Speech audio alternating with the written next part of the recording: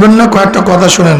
খাস করে আপনারা জানেন বেগম খালেদা জিয়া সে অসুস্থ, হসপিটালে আছে। তার শেফায়ে কামেলার জন্য একবার সূরা ফাতিহা, 3 বার সূরা ইখলাস পড়ি। আউযু বিল্লাহি মিনাশ শাইতানির রাজিম। বিসমিল্লাহ। আলহামদুলিল্লাহি রাব্বিল আলামিন ওয়া রাহমানির রাহিম মালিকি ইয়াউমিদ্দিন ইয়্যাকা না'বুদু ওয়া ইয়্যাকা নাস্তাঈন ইহদিনাস সিরাতাল মুস্তাকিম সিরাতাল লাযীনা আন'আমতা আলাইহিম গায়রিল মাগদূবি কুল হুয়াল্লাহু আহাদ আল্লাহু সামাদ লাম ইয়ালিদ ওয়া লাম ইউলাদ। বিসমিল্লাহির রাহমানির রাহিম। কুল হুয়াল্লাহু আল্লাহু সামাদ লাম ইয়ালিদ ওয়া লাম ইউলাদ। বিসমিল্লাহির রাহমানির রাহিম। কুল হুয়াল্লাহু আল্লাহু সামাদ লাম ইয়ালিদ ওয়া লাম ইউলাদ। দোয়া আছে। আর খাস করে বেগম খালেদা জিয়ার জন্য আমরা সবাই দোয়া করি, আল্লাহুম্মা আমিন।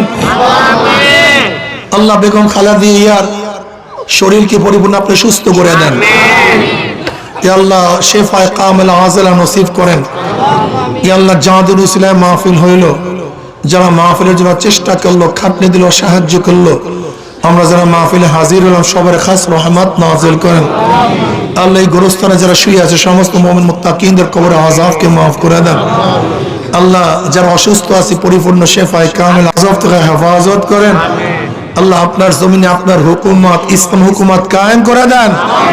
আল্লাহ কমপক্ষে কপাল পরা মুসলমানের কলব ইসলামের দিকেই ঝুঁকায়া দেন। আমরা যেভাবে কামাই করে হালাল রুজির মধ্যে বরকত দান করেন। রব্বির হামহুমা কামা রব্বায়ানি সাগীরা।